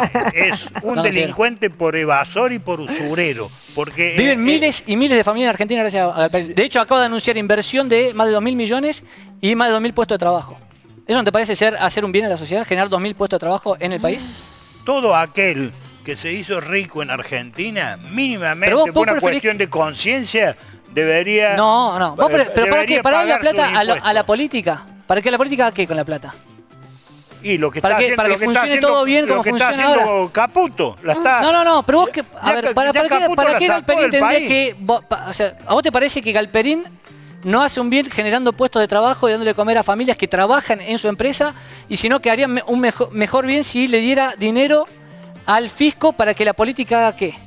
Para que financie los hospitales públicos que se caen a pedazos, que que se caían a pedazos y que todavía se caen a pedazos, que los médicos ganan mal, que los docentes ganan mal, que las escuelas, que la educación pública se cae a pedazos. Eso es lo que han hecho los políticos con el dinero de los Galperín. En cambio, Galperín genera puesto de trabajo y genera un servicio que usa todos los argentinos. ¿No has comprado cosas en Mercado Libre? Sí. Voy a decir la frase del millón. ¡Viva la libertad, carajo! Entonces, a mí, el pibe que me chorea el celular, no lo tienen que detener. ¿Está claro? ¿Por qué? ¿Por qué? Porque ese pibe le está haciendo un favor a la sociedad. Porque no es que tenés que comprar Mercado Libre. Estamos hablando que vamos a transformar en héroes a los delincuentes, a los evasores. Pero el dinero que gana Galperín, ¿de quién es? A los ¿Es del Estado? usureros. Apenas gana dinero Galperín, ¿ya es del Estado ese dinero? ¿De quién es el dinero que gana Galperín? Bueno. ¿Es de Galperín? Perdón, Galperín para hacer el dinero... Sí. ¿No es cierto? Sí. Se tuvo que haber formado en una escuela que se la pagamos todos. No. Perdón. Tuvo que usar una ruta y que él pagó con sus impuestos. Tuvo que usar un camino para ir a trabajar. Que lo pagaron los padres. Tuvo que usar un camino que se lo pagamos todo. Incluido él. Usó el agua que se la pagamos todo. Prendía la luz que se la pagamos todo. Incluido él y sus padres. ¿No es cierto? Incluido él y sus padres. Bueno, ese mismo criterio apliquémoslo entonces a todos los que ustedes llaman casta, a los que llaman vagos, a los que llaman, ¿no es cierto? No, cárceles, son cosas distintas. Las cárceles en este país cambiaría si las cárceles estuvieran llenas de alperines. No, ¿cómo? No de la Unión Soviética seríamos si la cárcel estuviera llena de alperines. Ese es el modelo. No precisamente, o China, no precisamente, pero... Pero en China han aparecido multimillonarios en las últimas décadas más que nunca. Se han generado millonarios como nunca en la historia. No podemos reivindicar a personas que no son patriotas. ¿Cómo reivindicar a un tipo que da trabajo a miles y miles de argentinos? No sé si no es vampiro, mira lo que te digo. No, ese es Transilvania. Galperín viene de una familia adinerada, además. Sí. Sí, que seguramente lo hizo... Estudió en Estados Unidos y conoció, y según entiendo, él conoció el formato de Amazon allá, estudiando allá. Sí. Bueno, seguimos, vamos con otra. La casta tiene miedo. La casta tiene miedo. Por primera vez la culpa no es de Milei en esta mesa, ¿eh? Primera Porque vez. si no, a cada rato te dicen cómo es lápiz, ponele para que sepa. La casta tiene miedo. No, la otra ponele. La casta tiene miedo. Ponele la otra, la pero culpa es de Milei. no invierto últimamente, no. Mercado Pago no. Bueno, ¿y qué hacemos con...? Tengo Mercado Pago, pero para usarlo así cotidianamente. ¿Qué hacemos con Milei, Caputito y Karina con el caso Libra? Mirá, el caso Libra yo creo que fue un tiro en el pie, fue un error. Sinceramente lo digo. No por. Yo creo que fue un error de un... Yo sé que Milei conocía hace mucho a algunos de las personas que lo llevaron ahí y creo que fue un error por confiado. Él lo ha explicado. ¿No? Sí, pues los conocía, a esa gente la conocía desde 2019, 2020 más o menos. Sí, tampoco eran tan conocidos. A Novelli, no me sabía el apellido. Sí. A Novelli. Y era un chico que daban cursos, no llamaban a invertir dinero ni nada, simplemente eran cursos y tenían como una academia de formación en las que mismo Milei dio clases. Y ellos vivían de eso, de la academia de formación. Nunca administraban dinero, entonces era algo que supuestamente no es eso de tipo que te piden dinero, que te promocionás, que te piden dinero y demás. Y yo creo que en ese sentido Milei confió en estos chicos que conocía hace mucho, desde antes de meterse a la política los conocía, y creo que cometió ese error, que él mismo lo ha dicho, fue un error, digamos. O sea, no creo que... A ver, yo creo que si Milei hubiese querido robar, como dicen con eso, que es otra acusación, es un absurdo porque lo publicó y lo fijó en su Twitter, no lo va a hacer público, es una cosa absurda, no tiene sentido. Todos los que desde el poder roban porque están confiados en la impunidad. Más. No, está bien, pero yo lo que digo es... El delito existe porque el delincuente cree que no lo van a descubrir. Acá él lo hubiese hecho, él hizo público, él mismo. ¿Me explico? Estando en estado que vos decís, che, se puede robar de otra manera si quisiera robar, claramente, señor presidente. Un tiro... Acá fue... Sí, fue un error, yo creo que fue un error. De hecho, haber sido un moco, pero él lo ha admitido y dijo después tengo que rodearme mejor y esas cuestiones que tienen que ver con eso. Totalmente. Si hay algo que es honrado. ¿Cuál es el tema de esto me lo dijo un penalista, el otro me dijo un penalista muy bueno de acá, que es peronista, que es muy peronista, que hemos discutido, me dijo, de mis amigos en Buenos Aires, lo que me dicen es no tienen laburo en el sentido de no hay corrupción. Y lo que ha habido, que se ha sospechado algo, son gente que se la ha corrido muy rápidamente. Y bueno, a su primer asesor, por ejemplo. ¿Al primer asesor? Sí, la mayoría de los que ha echado Milei es porque disentían con él, no porque robaban. Sí. A cualquiera que dice. No, puede ser, claro. Bueno, porque había más gente capaz que con la que disentía. Pero yo, a ver. Bien, me hablan de política. Mira, te voy a contar una anécdota. Sí. Cuando gana las elecciones, Alfonsín se hace una cena con un grupo de radicales en Bariloche. Antes de asumir, me invitan por una circunstancia de uno de los empresarios, el dueño del hotel donde se hizo la reunión, era amigo mío. Una cena no política. Y Alfonsín me dijo, cuando asume Alfonsín, no se puede gobernar sin tener al menos 3 o 4 mil cuadros políticos y técnicos súper especializados para gobernar este país. Milei asumió la presidencia con 3 tipos. ¿Entendés? No se puede gobernar él con seriedad un país de esa manera. Yo creo que hasta ahora viene bien. Yo me baso en los resultados. El resultado, por ejemplo, el Ministerio de Desregulación para mí es una genialidad. Porque lo mismo lo dice el mismo Stutzenberger, que formó parte de Cambiemos. Antes nuestra visión era, tenemos que eficientizarles al Estado. Tenemos que hacerlo más eficiente y insistían con eso. Y el problema acá, con las ideas liberales, y que marcan los liberales, es el Estado tiene un límite en el que no puede ser eficiente, porque tiene roles que no le competen, que le competen al sector privado. Entonces, bueno, puede siempre estar eficientizando el Estado. Hay que eliminar.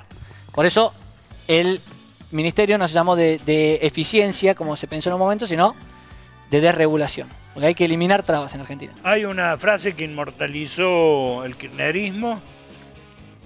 Clarín miente. Ahora se la ha apropiado Milei. Sí. De hecho, Milei tiene el post fijado, ¿no? El posteo fijado que tiene en su Twitter, es justamente hablando de Clarín. Y efectivamente, yo creo que gran parte del periodismo tradicional ha sido cómplice de la decadencia argentina. Y eso lo digo siempre, y coincido con Milei cuando se refiere muchas veces al periodismo en ese sentido. Además veo como... Pero él fue presidente por buena parte de ese periodismo cómplice que ahora denuncia. Sin dudas. Él se hizo conocido A ver, Milei se hace conocido como polemista en los canales tradicionales de televisión. Y después lo dejan de invitar, ¿eh? Vos sos analista, sos un estudioso, sos comentarista político. ¿Qué te sugieren todas esas imágenes casi payasescas, con todo el respeto del mundo, con que se ha mostrado Milei casi siempre, ¿no es cierto? Disfrazándose de un personaje, del otro, haciendo fantochadas por ahí, ¿no es cierto? Haciéndose un rockstar, teniendo expresiones descalificantes, insultos, bravuconadas, agresiones a mujeres, todo ese Milei disruptivo, en exceso quizás, que no veo cómo encaja con tu perfil de estudioso, de sereno, de calmo. Primero que nada, yo te decía que a mí las ideas liberales me gustan hace muchos años, antes de conocer a Milei incluso. Y hay algo que yo he escuchado decir a liberales, que conocía a muchos liberales, que decir, por ejemplo, me acuerdo de Experto en una entrevista que dio hace muchos años, que decía, hace 40 años que escribo lo mismo en La Nación, o Kachanowski, los liberales, ¿no? Que escribían en los típicos diarios. Y escribo y estamos discutiendo siempre las mismas ideas. Y yo digo, eso lo decían ellos quejándose de cómo el sistema redunda en los mismos errores y la política hace siempre lo mismo y cada 10 años tenemos una crisis. Ahora, eso es claramente, ellos no lo decían en ese tono, pero es una autocrítica también. Que es esto de, estamos escribiendo hace 40 años y no estamos viendo repercusiones prácticas y concretas. Ahora, yo creo que Milei, gracias a Dios, apareció para romper todo eso. Y después las cuestiones de su personalidad, o sea, que él se disfrace, a mí, digamos, dentro de mi análisis o de mi no análisis, no tiene nada que ver conmigo, son cuestiones de personales de él. Yo lo que sí creo es que si no fuera por la personalidad de Milei, probablemente él no sería presidente. Si no fuera por sus formas, que son las que hicieron ruidos con ideas que ya se estaban hablando y que se hablaban en traje y que se escribían muy correctamente en los diarios. Las formas con que se criticó toda la vida al peronismo. No, a ver, hay algo que a mí me molesta mucho del periodismo ahora y que me parece injusto porque ellos mismos han padecido, que es que esto de poner en pie de igualdad al kirchnerismo con Milei en términos del trato a la prensa. ¿Por qué? Porque el periodismo ha padecido al kirchnerismo en términos de operaciones de los servicios, en términos de que le envíen la AFIP a los diarios, en términos de llamados. El mismo Leuco, que no es un mileísta, contaba cómo Alberto Fernández lo llamaba para apretarlo cuando era jefe de gabinete de Kirchner. Nada de todo eso, es decir, utilizar los resortes del Estado para apretar periodistas, nunca lo ha hecho Milei. Milei lo que hace es tuitear, retuitear y responder y desmentir en una red social que además es un factor nuevo de juego en la política, ¿no? Porque no estaba en los años kirchneristas. Claro, no, obviamente no contando el último año. Ha insultado directamente. Sí, y sin dudas. Pero yo creo que, a ver. Pero de todos modos este programa se llama El Avispero. Este programa se hacía en un canal abierto en Córdoba en la época del kirchnerismo. Fue censurado por el kirchnerismo. Mira, en un mensaje de celular llegó la orden del secretario de Derechos Humanos de la Nación, Martín Fresneda, gobierno de Cristina Kirchner, que levantaran ese programa de mierda. Exacto. ¿Entendés? Lo leí yo al mensaje. Al mensaje y efectivamente fue censurado y levantado el programa. Por eso me molesta tanto que los periodistas que han padecido eso hoy quieran poner en pie de igualdad que Milei te responda por Twitter o apele a Twitter permanentemente para tirarte un archivo encima para desmentir lo que estás diciendo, con operaciones de servicios, con mandarte la FIP, con promover una ley de medios. Promover una ley de medios. Se olvidan los periodistas que se promovió una ley de medios, que se juntaron todos en el programa de la Nata para evitar una ley de medios. Y todo eso, y dicen que es lo mismo que lo que hace Milei. Que no hay una sola denuncia en contra de Milei en ese sentido. Y créanme que si Milei hiciera algo similar, o alguien de su gobierno hiciera algo similar, las denuncias estarían ahí y estarían en todo boca a todos porque están buscando con qué entrarle. El pelo al huevo. Ahora, yo lo que no le entendí, y esto es personal, que le voy a preguntar, ¿qué es eso de que se disfraza? ¿Cuándo lo vio disfrazado? Se ha disfrazado de Capitán ANCAP y otras cosas así, pero antes de ser político. Son fotos, videos que han aparecido ahora. Ha hecho teatro. Ha hecho teatro. Discúlpeme, usted también era el conde Cápula, el Pátula, sí, ha cantado. Claro, pero eso es su forma, porque se pone su campera, es rockero. Cosas,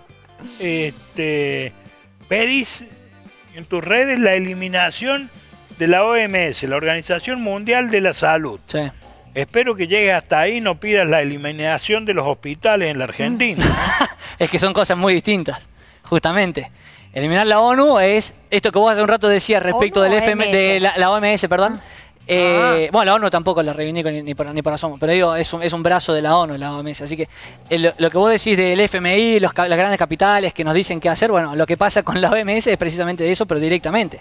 O sea, la OMS quiso decirle al mundo cómo tenía que combatir la pandemia. Y el FMI quiere decirnos a los argentinos cómo debemos comportarnos y cómo debemos pagarle los intereses usurarios que tenemos con el FMI ha sido demasiado generoso con gobiernos, sí, con gobiernos como el del mismo Alberto Fernández y con gobiernos como el del mismo Macri y demás, sabiendo que Argentina no es un cumplidor, ¿no? O sea, en el sentido de no le ha cumplido y sin embargo eso de sus exigencias, ellos te dicen, bueno, a ver, vos para tratar de pagarnos tenés que tener estos...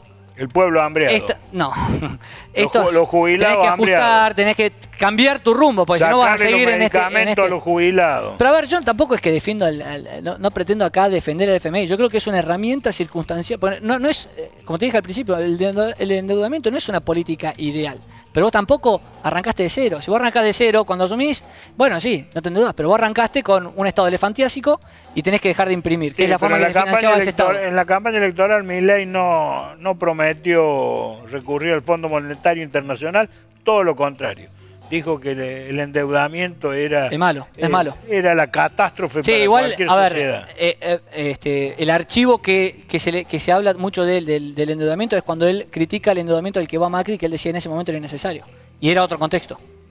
Totalmente distinto al que después de 4 años de Cristina con Alberto Fernández tuvimos y que es lo que él hereda. En el devenir de la charla dijiste una frase impactante que quedó medio perdida en la vorágine de la conversación, Eric. Las sociedades más prósperas son desiguales. Sí. Explícanos eso. Y que no se puede tener igualdad y libertad al mismo tiempo. Son incompatibles. Para vos tener, pues si vos querés igualar a las personas que por naturaleza son desiguales, tenés que pisarles la cabeza con el Estado, por ejemplo, como ha intentado hacer el comunismo. El comunismo ha profesado igualdad y ha tratado de igualar a las sociedades y por eso ha tenido los millones de muertos que tuvo. ¿Por La qué libertad... no invita un miércoles tiene que venir este chico? Sí, bueno, habría que ver también... Y yo te dije, a mí que me preocupa. Esto lo pone... En Europa, Eric, hay países liberales por excelencia, como Gran Bretaña, ¿no es cierto?, donde tienen un Estado, pero tremendo. En los medios de comunicación, la BBC de Londres es estatal. Sí, pero eso está muy mitificado, porque tienen muchos de esos países, primero que podrían tener muchas regulaciones y funcionar mejor, o sea, muchas menos regulaciones y funcionar mejor. Y con el comunismo podemos Hay hablar mucho lo estatismo. mismo. El comunismo, hoy, la principal potencia del mundo es China. China que pero es China tiene capitalista, nacionalista, es una buena discusión. Libre esa. mercado, ¿qué es lo que es China? Entonces vamos a hablar China comunismo. políticamente está liderada por el Partido Comunista Chino, pero se ha abierto económicamente a partir de ciertas reformas que vienen tomando hace décadas al libre mercado. Entonces, es verdad que políticamente, por eso algunos autores lo llaman capitalismo asiático, otros autores lo llaman capitalismo autoritario. Lo mismo pasa, por ejemplo, con el gran ejemplo que se toma del libre mercado, se me fue el nombre del país, asiático también, que es muy duro políticamente, hay pocas libertades políticas, pero muy abierto económicamente. Singapur, se me olvidó el nombre, Singapur. Entonces, no es lo ideal tampoco, obviamente, pero no es que ahí se aplica el comunismo. Las políticas comunistas no se aplican en términos económicos ahí. En Argentina, el país que menos afiliados tiene, casi que ni existe, es el Partido Comunista. Es que yo no estoy diciendo que Argentina sea comunista, yo estoy diciendo que es estatista y socialista. Pero los libertarios se la pasan diciendo zurdos de mierda, o sea... Bueno, porque son zurdos, los estadistas son zurdos. Bueno, porque todo lo que sea de acá para allá es zurdo. Claro, porque es una categoría que engloba a comunistas, a estatistas, a socialistas de distinta laya. Zurdo es una categoría muy amplia. De acá para allá es todo zurdo. En honor a la seriedad con que intentamos presentar este programa, voy a mostrar algo a lo cual me referí en el transcurso de la entrevista con Eric Cámara. Mostrame, Fede. Ahí está. Esta es la notificación oficial del gobierno de los Estados Unidos prohibiendo el ingreso de Cristina Kirchner y todos sus ministros. Todos sus ministros no, fíjate a quiénes menciona. Claro, que está condenado. Claro. Julio Devido. Bueno, mire, yo la verdad, Julio Devido no lo dejo entrar, pero ni al baño público lo dejo entrar. Está justamente los que están condenados. Devido está con condena y Cristina doblemente condenada. Y usted y yo podemos leerlo eso porque fuimos a escuela privada. ¿Cómo? Y usted y yo podemos leer eso porque fuimos a colegio privado. Claro, sí, no está traducido. Se puede traducir ahí abajo, con el traducir Sí. ¡Se te apaga la parrilla, hermano! Tengo hambre. Y le agradezco a ¿Quién se lo mandó? Envió Hugo Tejeda, de CBA Medios. Ajá. Claro. Chao. No, pare, todavía no tenga hambre, que yo quiero dos cosas, quiero decir. Porque yo quiero mostrarle a... Mientras usted muestra, quiero aclararle al público, porque han preguntado mucho, todo el mundo pregunta si tenés algo que ver con el ex intendente Cámara, por eso, no tiene nada que ver, por eso le aclaro. Soy sobrino segundo, es primo de mi padre. Ah, ¿sí? Sí, Germán es primo de mi papá. Ah, ok, porque acá la gente preguntaba. Sí, soy sobrino segundo. Lo que pasa es que no tengo mucho trato con él, no lo veo hace muchos años. Ok, pero sí sos pariente. Pero sí, somos parientes, sí. Ok. Y segunda cosa, Cristina, decirle a las amigas que lo tachen porque es bravo, ¿eh? Sí. Ya me dijeron, Mira, Eric, un país comunista. Con cientos de maquinarias en el desierto y un plan audaz, China lo hizo de nuevo. Transformó lo imposible en realidad al convertir un desierto en un corredor verde. En el imponente Taklamakan, uno de los desiertos más grandes del planeta, conocido también como el Mar de la Muerte. La autopista del desierto de Tarim no solo desafía las extremas condiciones climáticas, sino que también lucha contra la invasión de la arena. Para mantener esta vía de 552 kilómetros libre de las temibles dunas, se plantaron más de 3 millones de árboles y arbustos a lo largo de su recorrido, creando una franja verde que frena el avance del desierto. China reforzó esta barrera natural con un cinturón protector de 436 kilómetros y 109 pozos de riego, demostrando que, incluso en el lugar más árido, la vida puede florecer si se combina tecnología e ingenio. Esta hazaña es más que una autopista. Es una obra maestra de reforestación en medio de la nada. Claro. Ay, Dios mío, si te quedas sin nafta en esa ruta, ¿no?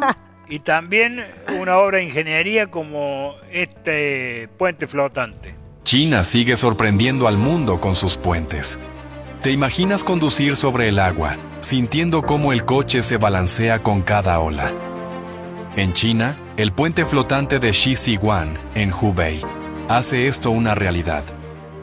Construido con cientos de plataformas flotantes interconectadas, este increíble puente fue diseñado para ofrecer una experiencia única a los viajeros y facilitar el acceso a zonas turísticas. Su construcción tomó solo unas semanas gracias a su innovador diseño modular, y a pesar de su apariencia inestable, puede soportar vehículos de hasta 10 toneladas sin problema. Sin embargo, no es apto para los débiles de corazón. Al no estar fijo al suelo, cada vehículo que cruza siente el vaivén del agua, lo que lo convierte en una travesía emocionante y para algunos, aterradora. ¿Te atreverías a manejar sobre él? Ni muerta. Qué cagazo ese que se le venía acercando, ¿no? Además de misceláneas para el programa Erin, es para decirte que en China el Estado tiene 3.000 universidades y es un país que viene del comunismo. Hasta ahí llego.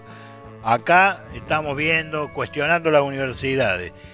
En China, hoy Acá se cuestiona la universidad. Líder del comercio mundial, China líder del comercio mundial, todas las empresas están en manos del Estado. El 51% de las acciones de todas las empresas están en manos del Estado. Y cuando algún empresario capitalista importante de China se le ocurre evadir o irse de China, va preso. No, no solamente un capitalista va preso. Va preso si, a ver. Un estudiante que copie en un examen. Sí, yo puedo ir a la universidad, ahora quiero cuestionar las ideas que me bajan en la universidad y voy preso también. Sí, sí. O sea, quiero usar las redes sociales y consumir videos libremente y no puedo. Sí, señor. Quiero moverme de una ciudad a otra y dependo del crédito social. Sí, señor. Y dicho eso, lo que se ve en el video, Pero tienen el 2% de pobreza. Lo que pudieron, no, creo que más. 2%, lo último que tengo. O sea, ellos han sacado millones de pobres, pero no por las ideas comunistas, sino, como te decía, han aplicado, se han abierto al libre mercado en términos económicos, hace décadas. Pero más allá de eso, el problema son las libertades políticas. Ahí hay todo un sistema de redes sociales alternativo, pues no podés usar las redes occidentales, no podés criticar al gobierno, tenés crédito social. Pero Trump también quiere sacar el TikTok porque es chino. Porque espían, supuestamente.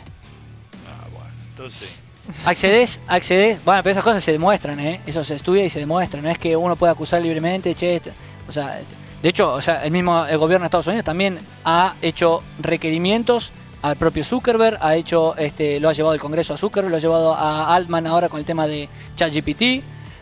Obviamente son controles que se hacen respecto de estos dueños de las Big Tech porque, bueno, acumulan mucho poder, sin dudas, no solamente porque sean chinos o no. Pero ojo también con la propaganda porque tiene grandes problemas. Primero, libertades políticas, China. Tienen problemas, por ejemplo, por ser un Estado tan regulador, han aplicado muchos años la política de un hijo y ahora tienen grandes problemas de envejecimiento poblacional. Sí, bien, claro. no tienen suficiente gente para reemplazar a las viejas, para generar nuevas generaciones. y están teniendo problemas también económicos, que esa burbuja que se generó no es tan así. Es como, ¿te acuerdas la burbuja de los 90, de 80-90 de Japón? Que también va a superar a Estados Unidos. Bueno, hay que ver, porque hasta ahora unas ideas han demostrado que realmente son efectivas. Vamos a ver hasta dónde llega China. Bueno. ¿Vos querés que se vaya zurdo de acá? No. No creo. No, acá este programa se caracteriza por la libertad de expresión, por la diversidad de ideas. El régimen de propiedad y producción del capitalismo genera estas inequidades entre las personas. No las genera, sino que no las busca destruir. Las inequidades ya existen. Pero no te, yo le puedo dar hoy $10.000 a cada uno, podemos agarrar $10.000 cada uno. Por favor, te pido. Cada uno en esta mesa. Y somos todos, vivimos en Córdoba y vivimos en el mismo contexto histórico, cultural y demás. Y en un mes, uno capaz lo transforma en $20.000, otro lo invierte en un negocio y el otro... Iguales no vamos a hacer nunca. Es una ilusión absurda que va en contra de la naturaleza propia del ser humano. En negar la naturaleza propia del ser humano. Entonces, estar preocupados por la igualdad, lo que tiene que preocupar es la pobreza ahora, y el progreso. El niño que nace en una villa con un padre delincuente, sí, con una madre quizás en la prostitución, sí, ¿ese niño tiene libertad? ¿La misma libertad que has tenido vos? Depende en qué sentido hablemos de libertad. Pero entiendo a lo que vas. No tiene más posibilidades. Claro. Más que libertad tiene, lo que no tiene es posibilidades. No tiene las mismas posibilidades, obviamente, pero tampoco creo que la mejor solución se la pueda dar el Estado. El sistema no genera el evitar la desigualdad, el evitar la inequidad. ¿Vos querés un mundo perfecto? Eso no lo vamos a tener nunca. Hay ciertas cosas que no se pueden evitar. Hay una funcionaria si tus padres, o sea, el Estado tampoco puede hacer nada si tus padres son alcohólicos o vagos o lo que sea. El Estado difícilmente pueda hacer algo hasta que se entere y tenga algunos medios. Y tampoco lo cumple cuando supuestamente está para eso. Hay una legisladora de Córdoba que vota todo a favor de Milei y que en un programa en esta casa propuso como solución o como idea importante, que además aparentemente se está tratando a nivel mundial, la renta universal. Que todos los ciudadanos del planeta tengan una renta igualitaria. No, totalmente en contra, obviamente. No, yo no, obviamente eso no. ¿Quién lo paga? Bueno, le preguntamos quién lo paga y dijo que hay tanta cantidad de ricos en el planeta que sobraría la plata de los ricos. Tu amigo para podría pagar, ser, Mi amigo Galperín. Claro. Bueno, esa legisladora que vota a favor de Milei, fue ella legisladora y el esposo fue funcionario, cuasi ministro de Milei, cuando esta señora hizo un voto negativo a Milei. ¿Pero viene del mileísmo? ¿Viene de las ideas liberales? Es raro que tenga esa noción. Del cordobesismo, que está muy cerca del mileísmo. No, por eso, no, son cosas distintas. ¿El cordobesismo no es distinto al mileísmo? ¿El cordobesismo? Sí, claro. Yarlora no es mileísta, le vota todo. No. Pero Yarlora, por favor, ya quisiera. Pero Yarlora no tiene nada que ver con Milei. Ya quisiera. Casi se agarra una neumonía por ir a cagarse frío en Tucumán a la madrugada para firmar una cosa que nadie sabe qué firmó. Yarlora sabe que el 75% de los cordobeses votó a Milei, que es distinto. Claro. Y es un político profesional. Por chupa media, y no hay que dejarse engañar por eso, justamente. Yarlora sabe cuál es su electorado y a quién votó su electorado. Y sabe que históricamente su electorado no ha tenido nada que ver con las ideas que él mismo promueve y con la política que él mismo promueve. Entonces se cuida en ese sentido, porque sabe la legitimidad que Milei tiene acá en Córdoba. ¿Cuál es el pronóstico tuyo para finalizar para los próximos comicios en Córdoba? ¿Para ahora? Sí. ¿Para octubre? Para octubre. No, yo creo que hay que ver quién es el candidato, quién encabeza la lista acá en Córdoba, pero creo que Milei va a ser una buena elección, sin lugar a dudas. Creo que ¿Te Milei va a ser una buena gusta elección. Bornoroni? No tengo trato con él, lo he saludado algún par de veces, lo he visto un par de veces así, pero no, la verdad que no lo conozco mucho, no tengo trato. Sé que está obviamente cumpliendo un rol importante porque es jefe de bloque, está cercano a Karina, lo he visto. ¿Y Agustín Spachesi? No, Agustín Spachesi lo he visto votar en la legislatura. Yo soy asesor de Hernández Maqueda, del legislador Hernández Maqueda, entonces estoy en la legislatura, de hecho vengo de ahí. Y... Amoroso, Hernán. Sí, y no sé si he estado acá, me imagino. Sí, aparte amoroso. Sí. Y lo he visto votar a Spachesi y no creo que esté muy alineado. Bueno, la última opinión no te la voy a pedir, te la voy a mostrar. Buenos días a todos. Quiero decirles que realmente en estas pocas horas que me ha tocado estar acá en Toronto, estoy muy feliz de haber participado de un montón de encuentros en el marco de la ciudad. Realmente creo que he logrado el objetivo de demostrar el apoyo que tiene el gobierno de Javier Milei para la Secretaría de Minería y todo su equipo económico. Este gobierno que trabaja día a día por hacer una economía más estable, más abierta al mundo y, por supuesto, más atractiva para inversiones. Quiero decirles algo, en esta nueva Argentina están todos bienvenidos para que vengan y hagan sus inversiones y tengan seguro que esta Argentina va a cumplir con todo lo que se pacte. Así que muchísimas gracias y gracias por el recibimiento acá en Toronto, que realmente me han tratado muy bien. Muchas gracias. Karina Milei. ¿Como candidata o cuál es la pregunta? Lo que quieras. Yo creo que o sea, no es ningún secreto, lo dice Milei todos los días, es un bastión fundamental para el propio Milei y para lo que viene siendo la Libertad Avanza. O sea, Milei dice, si sin Karina no estaría yo acá, no existiría un Javier Milei sin Karina Milei. Y viene construyendo y ha logrado el objetivo que se había propuesto, que es hacer el partido tener el partido a nivel nacional. Así que me parece que viene haciendo un buen trabajo. De ahí hay gente que la quiere poner candidata, gente no. Yo creo que hasta ahora viene haciendo un gran trabajo. Después se verá si puede ser o no ser candidata, si a ella le gusta. Aparentemente no le gusta, no quiere. ¿Cuáles son los méritos que le encontrás a Karina? Y los méritos son los que no se ven mucho. Es esto de la construcción. ¿Tendrías para los que no se ven responderme de inmediato? Mirá, lo hizo presidente al hermano, ¿te parece poco mérito? Claro, por eso es el apoyo del fundamental, porque había gente que hay cierta gente que yo lo veo permanentemente, no, porque por ejemplo los ataques de Macri a Karina. Fíjate, Macri cuando habla no critica a Javier Milei, porque no, sino que hace la más fácil. Y porque no le conviene pegarle a Javier Milei porque comparten el electorado, ese mismo electorado, la gente lo banca a Milei. Entonces agarra el entorno y le pega a Karina Milei permanentemente. Y no hay Javier Milei sin Karina Milei. Y vos no podés tratar de bajar a Karina Milei. Y yo lo he dicho esto en vivo y demás. A ver, Karina Milei está ahí porque Javier Milei la quiere ahí. No. Si vos votaste porque nadie votó a Karina Milei, pero no todos los cargos necesarios son votados.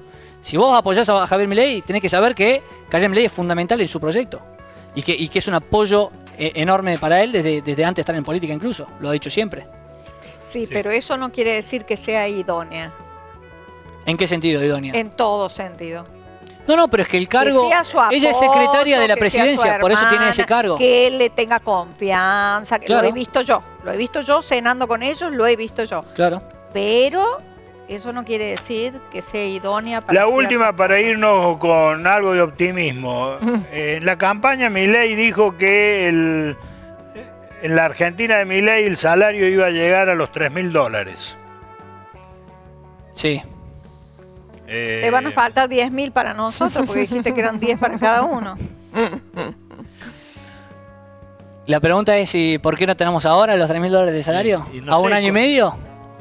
Por eso, decime vos para cuándo calculás que Milei va a cumplir esa promesa del salario de $3.000. Capaz haya que esperar el segundo mandato.